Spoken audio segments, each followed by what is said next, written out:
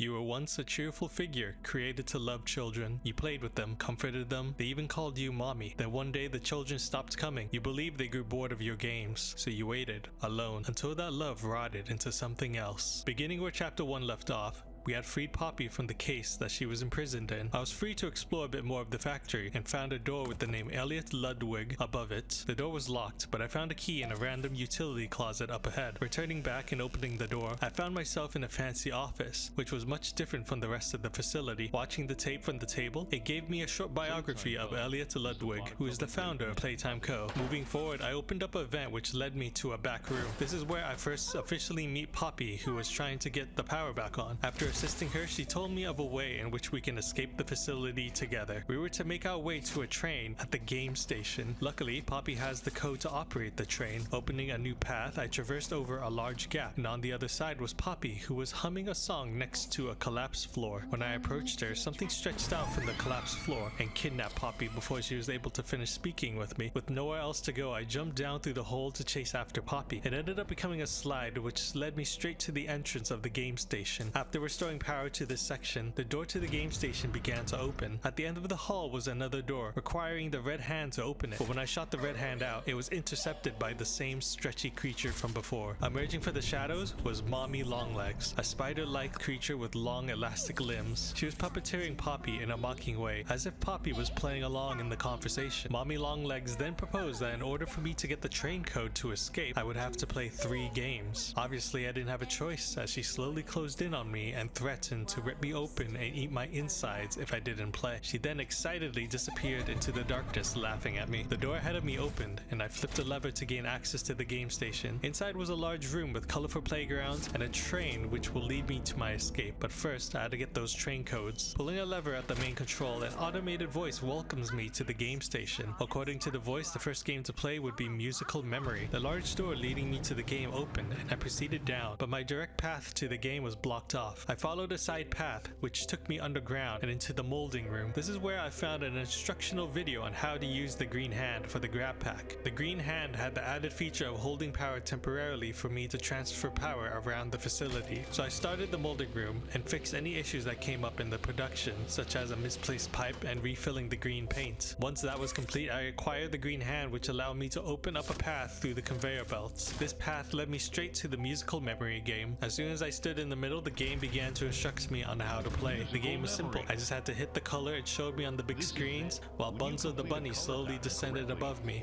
Mommy then appeared in the observation room and was excited for the games to be running again. She explained to me that Bunzo was very hungry, and she was eager to begin. The game started off simple and slowly sped up. It decided to throw some curveballs at me by adding letters and symbols to the game. I was able to keep up until the final round, which was impossible. My only hope was to hit the emergency button rotating around me. Once I hit the button, the machine broke down, and Mommy Longlegs started speaking in a disappointed tone. She didn't want me to survive, but she still gave me a piece of the code to the train. I decided to leave the game, but the floor beneath me collapsed, so I had to find a new way back to the game station. Going through the vents, it took me to a large room where they kept all the broken toys. I finally made it back to where I first entered and returned to the game station. At the game station, I pulled the next lever for the second game. The automated voice congratulated me and informed me that the next game was Wacka Wuggy, and just like before, the giant door opened and I proceeded down. This time the path wasn't blocked and I proceeded straight to the game. A video started playing on how to play the game. I was to hit the mini huggies with my GrabPack whenever I see them coming out of the holes. Mommy Longlegs then let me know that the huggies in this game used to have strings to prevent them from going close to the children, but obviously that wasn't the case anymore. The game started and I could hear the mini huggies crawling slowly in the tunnels. It was easy at first, but the noise started getting more and more frequent. I just hoped that I turned around in time to see them before they jumped at me. I could feel a sense of panic when I saw one just sitting at the edge of the tunnel getting ready to leap at me. Then suddenly, the lights turned on and the game was over, and Mommy was disappointed to see that I survived again. But she then put herself back into character as a cheerful, supportive figure and gave me the second piece to the train code. She continued to speak, saying how she wished the games could continue forever so I could stay forever, and that it was never too late for me to change my mind about leaving. I hurried out of that section in fear that the mini huggies would come back out. I found myself in the back rooms of the facility facilities again. My path ahead was blocked by a gate. When I reached the gate, I see the silhouette of Wacka Wuggy walking towards me, but something was different about this one. When it stepped into the light, it was pink and had a sense of innocence to it. This was actually a different version of Wacka Wuggy called Kissy Missy. Kissy had opened the gate for me and then walked away. Thanks to Kissy, I was able to proceed by pulling around a heavy cart and using it to break open a path forward. I ended up finding myself back at the game station. I pulled the final lever for the third game, which was statues, but unlike the other doors, I had to manually open it before proceeding down. The door to the statues game was out of power, but I was able to quickly bring it back on, but when I did, I heard skittering footsteps around me. I went back to the main door, which opened up and the game instructions started playing. The game was an obstacle course, but I couldn't move when the lights were on, and as if on cue, Pug-a-pillar came slowly crawling down. He would be chasing me throughout the game. Mommy Longlegs appeared again in the observation room and began telling me how the kids would call her mommy because she was the closest thing to one, but she bitterly said how the kids will come for the games and would never come back. She believes that they left her to die alone and that she didn't deserve it, but I used to work here, and so she said I deserve to die here alone. And so the game began and I started running out, making sure to stop whenever the lights went on.